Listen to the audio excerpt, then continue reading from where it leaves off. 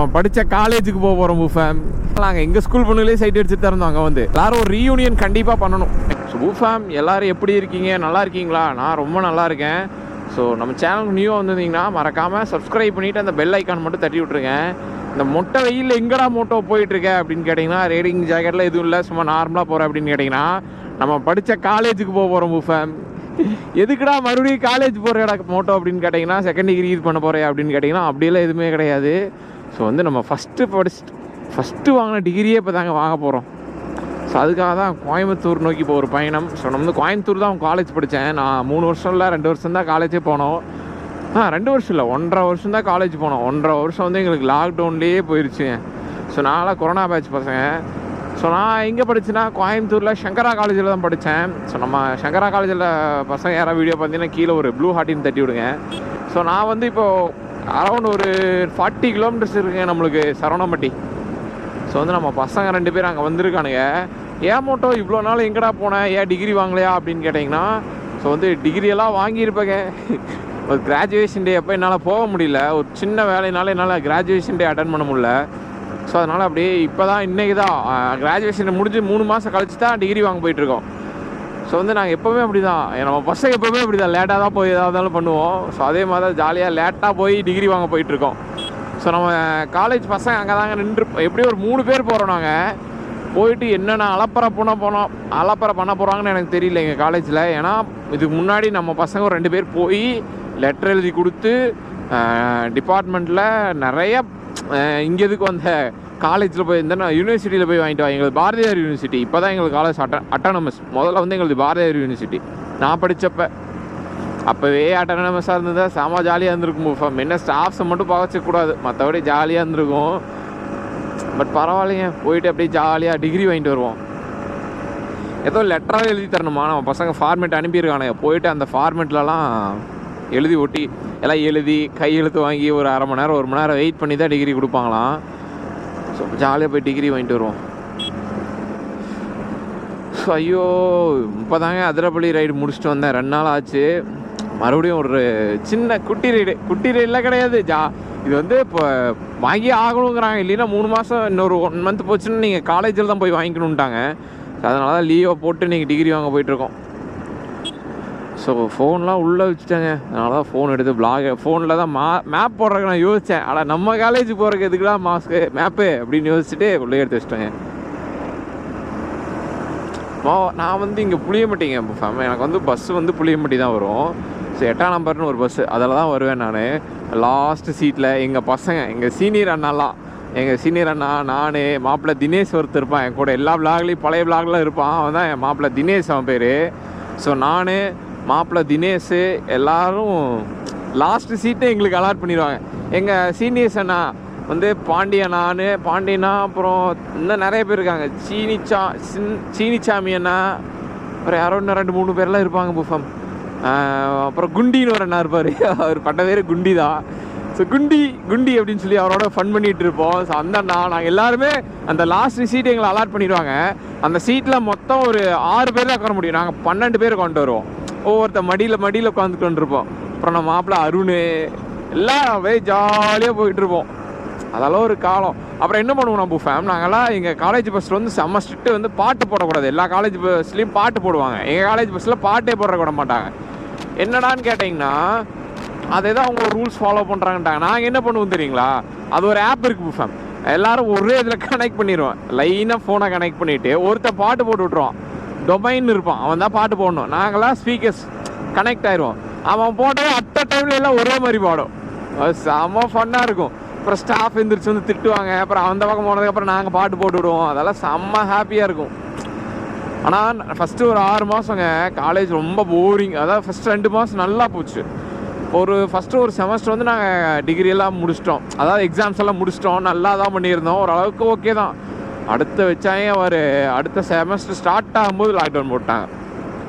ஒரு 10 நாள் புஃபாம். நான் எல்லாமே ஆன்லைன்லேருந்து எழுதுனேன்னா இல்லை ஒரு செமஸ்டர் மட்டும் நான் படித்து எழுதுனான்னு எனக்கு ஞாபகமே இல்லையே. எனக்கு தெரிஞ்சு நான் அந்த செமஸ்டர் ஆன்லைனில் எழுதுன்னு நினைக்கிறேன்.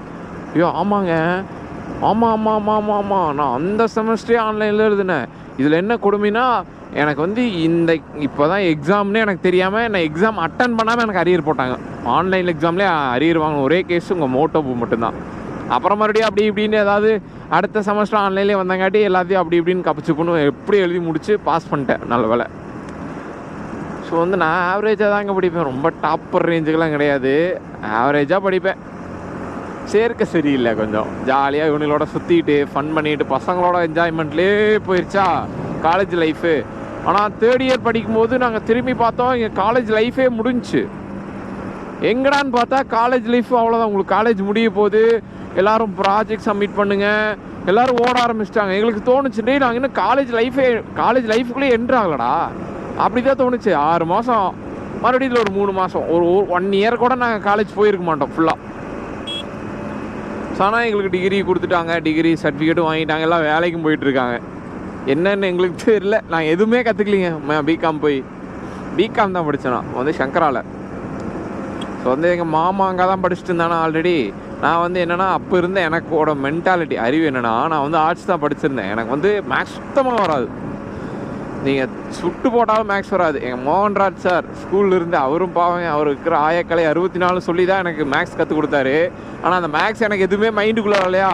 ஸோ அதனால் நானும் காலேஜெல்லாம் படிக்கல, அப்படியே ஸ்கூலில் வந்து மேக்ஸ் வரல 10th வரைக்குமே, கஷ்டப்பட்டு பாஸ் ஆனேன். ஆனால் மேக்ஸில் நல்ல மார்க் எடுத்தேன் 10th. ஏன்னா கொஸ்டின் பேப்பர் கொஞ்சம் ஈஸியாக வந்துச்சு. அப்புறம் நான் ப்ரைவேட் ஸ்கூலில் படித்தேன், கவர்மெண்ட்டில் படிக்கல. அப்போ வந்து எனக்கு வந்து 2 வருஷம் 10th படித்தேன். ஸோ அதனால எனக்கு கொஞ்சம் ஈஸியாக இருந்துச்சு, கொஸ்டின் பேப்பர் கொஞ்சம் ஈஸியாக இருந்துச்சு. ஐயோ அண்ணே. ஸோ அப்புறம் மேக்ஸ் முடிச்சேங்க. மேக்ஸ் முடிச்சுட்டு 11th போனேன்.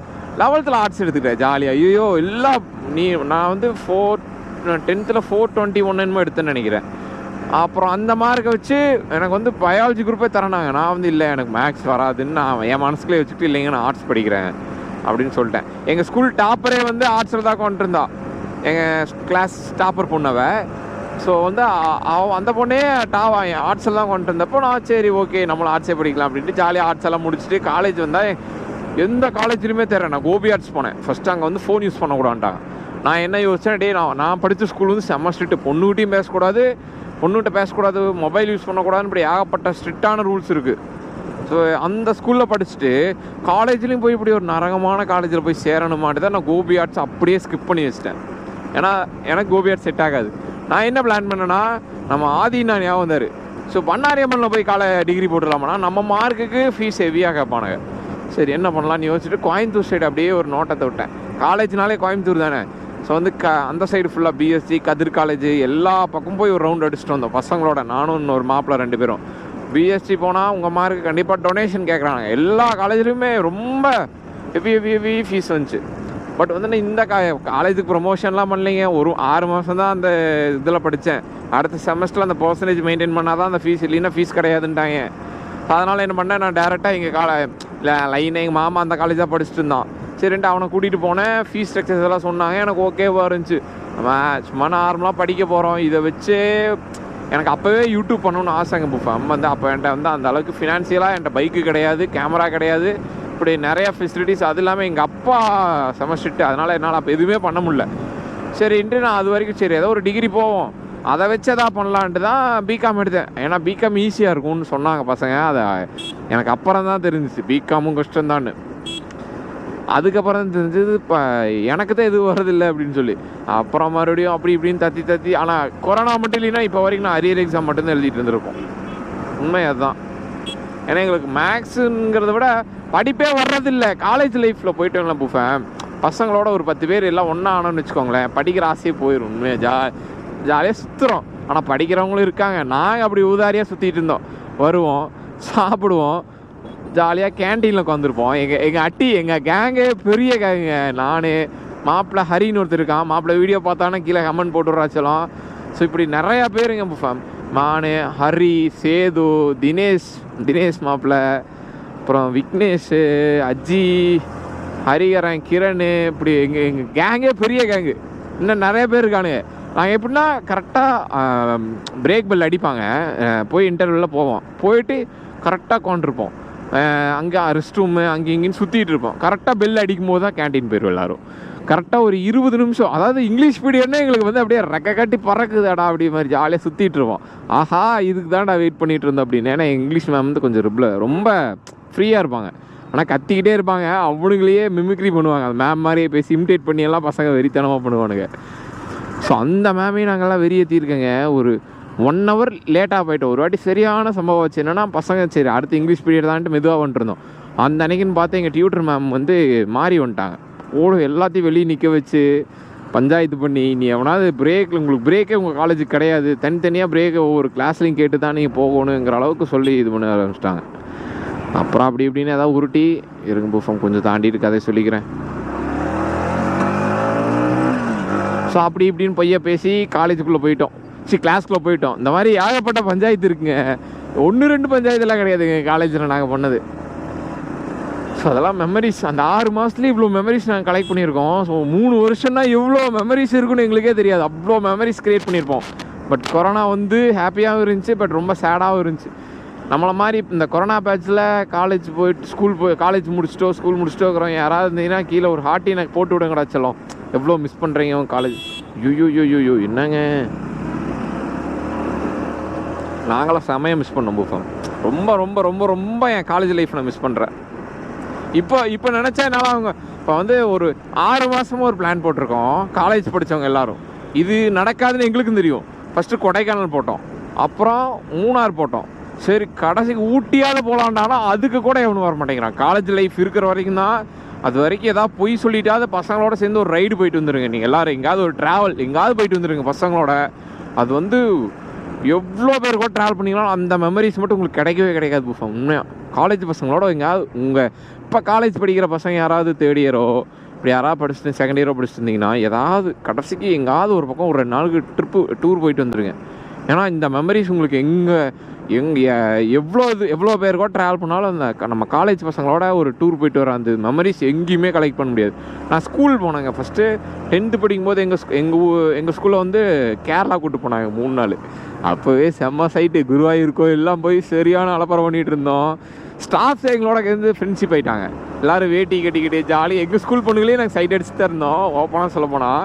ஏன்னா எங்கள் ஸ்கூல் கொஞ்சம் ஸ்ட்ரிக்டாக, அதனால் நாங்கள் எங்கள் ஸ்கூல் பொண்ணுங்களே சைட் அடிச்சுட்டு தான் இருந்தோம். அங்கே வந்து அதுக்கு கேரளா சொல்லணுமா அடிப்பொலியாக சைட் அடிச்சுட்டு இருந்தோம் எல்லோரும். ஸ்டாஃப்ஸே எங்களோட சேர்ந்து சரியான ஃபன் பண்ணிகிட்டு இருந்தோம். அப்புறம் 10th செம்ம மெமரிஸ் புஃபம். ஆனால் அந்தளவுக்கு எங்களால் என்ஜாய் பண்ண முடியல. கேரளா ஒண்டர்லா அங்கெல்லாம் போனோம். பட் ஆனால் 12th சென்னை கூப்பிட்டு போனாங்க எங்களை. அதுதாங்க செம்ம ஹாப்பி. இப்போ வரைக்கும் கண்ணுக்குள்ளேயே இருக்குது அந்த அங்கே நாங்கள் போனது பண்ணது பசங்களோட சுற்றுனது. ஸ்கூல் பசங்களையும் நான் ரொம்ப மிஸ் பண்ணுவேன். காலேஜ் படிக்கும்போது இவனுங்களை மிஸ் பண்ணேன். இப்போ வேலைக்கு போகும்போது இவனுங்களை மிஸ் பண்ணுறேன். எல்லோரும் ஒரு ரீயூனியன் கண்டிப்பாக பண்ணணும் நம்ம பசங்களோட சேர்ந்து. டிகிரி வாங்கிட்டோம் ஃபைனலி.